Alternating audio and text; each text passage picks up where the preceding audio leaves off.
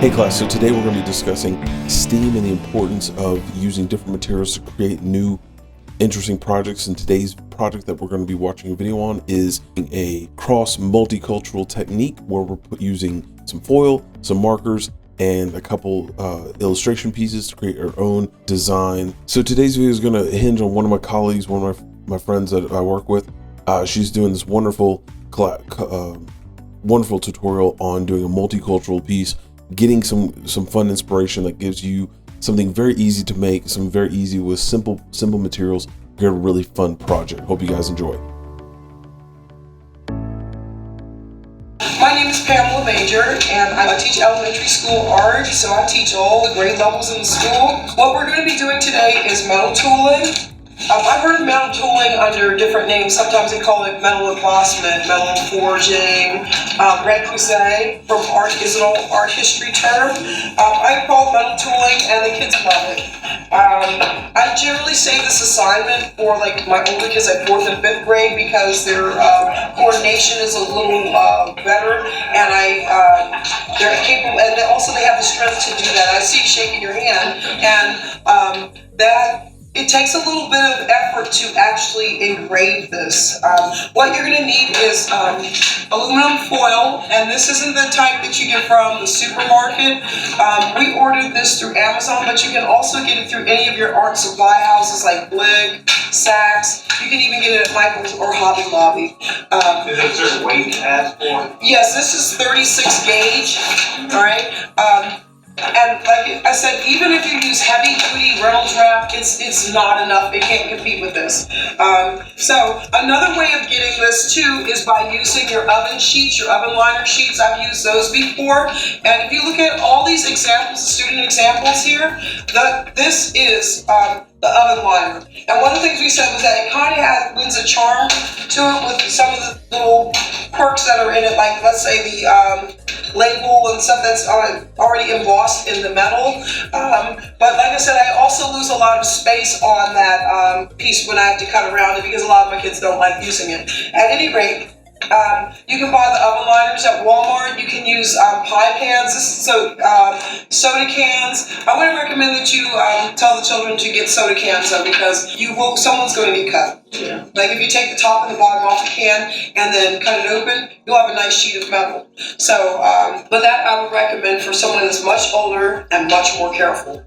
So, as I was saying before, that this is a great way of incorporating recycling too, an element of recycling, which ties into, if nothing else, into environmental science, and it pulls it in to the lesson.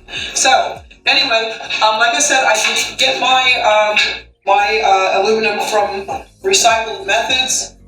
Went to Amazon. It was $20 for a 36-foot roll of 36 gauge. One of the things that we discussed was that you can use this assignment can turn into a lot of things. It doesn't have to be Day of the Dead. You can use any subject. Some of you have Day of the Dead skulls. Some of you all have owls. Some have cars, fish. I used to do a segment one time where we used to get all old school cars, and I brought off copies of them. And you pick your car, get your metal, tape it on there, and trace away. So motorcycles. Remember when everyone was like, "Oh, I have to have a Hayabusa." Someone said the smaller ones we can. What I wanted to do was take smaller pieces and link them together and make sort of like a quilt. And have it as a collaborative piece that can hang throughout the school. You can turn them into refrigerator magnets, pins, pieces of jewelry. The only thing that you need to remember is the sharp edge. So you can fold it over, but I don't really like folding them over because if you run your finger on it, you'll cut your hand. So I take them off.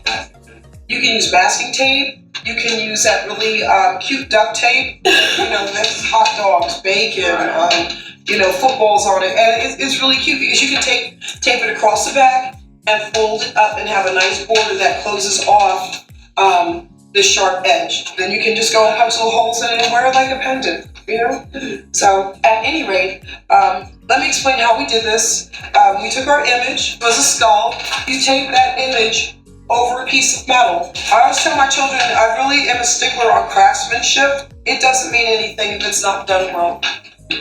And in here, and I was looking at the sign, it says, if you don't have time to do it right, you must have time to do it over. And that is one of my mottos. If it's not me, don't even bring it. Go back and work on it. And we all know what quality looks like. So I fold it over, I tape it, I secure it, and then I begin to trace. I get an ink pen, I put my plate on a soft surface, and I begin to trace with an ink pen. Pay attention to what you do. I always tell my students to work in a system. Don't jump all over the place. Work from top to bottom or from side to side. But don't go start in the middle on the nose and then pop out over here. Oh, I like this flower, so I'm going to do the flower, because you don't get a sense of progression and completion. So you work on it. I always trace the image first, the outline or the perimeter of the image, and then you can even start the major features so that you get a feeling or a sense of togetherness, and then start from one side and work your way over to the other, or start at the top and work your way down to the bottom. That doesn't just teach them on how to finish this image, it's a transferable skill, that to know how to start something and pace your way through it. So that gets into like at the end of our curriculum, when we start talking about connections, when we talk about life skills, that's a life skill that you can bring out and help them develop. Now, I see a lot of you are finishing, so we're coming to completion. This is what you want to do next. Get those beautiful markers out. I bought these markers at Walmart, 88 cents. Permanent markers. You have to use permanent markers. You can't use the Crayola markers because they're water-based and those will come right up. You can also use acrylic paint. The little cheap apple barrel acrylic paints. I don't use acrylic paint with elementary school because it's going to get messed up. They're going to get paint in their clothing. It's just a fact of life. So I try to spare their parents with that, and I get permanent markers, and that's what we do. We use permanent markers, and they look really good, and it's clean.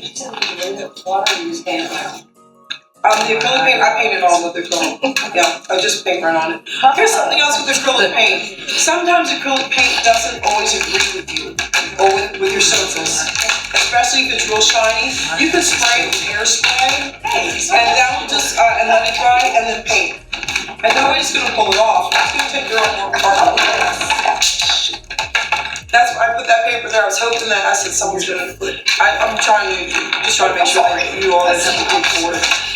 But you guys, okay, so now you may begin to color.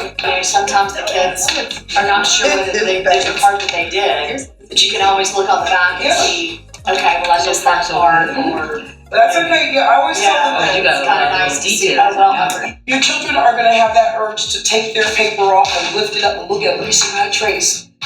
If you take the picture to the metal plate, they can always turn it over and look at it from the back, and they can monitor what they've done. And they don't have to go and pull it apart. Also, now here's the other thing. When you start to take your images off of the paper off your metal plate, turn it face down and carefully peel the tape up to release it, because you don't want to start pulling and yanking because it bends your metal. And you don't have to just stick with your image. What if you wanted to do something with your background?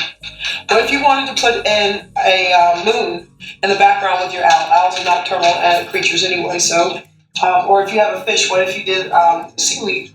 Or you did a different kind of background on your skull? So, there are lots of ways of doing this. I can see this as a Awesome class. I hope that you guys got something wonderful out of this class today. Just again, a huge, wonderful shout out to Ms. Pam Major, who was doing the facilitation on this tutorial. So homework today, don't forget to like, subscribe, share on all the various platforms. We're going to continue the class, moving along as we do at the end of every class period. The big things I want you guys to reach out for. If you have a question, don't forget to raise your hand in the comments below. Happy to answer those questions. As always, I will see you guys next class. Later, guys.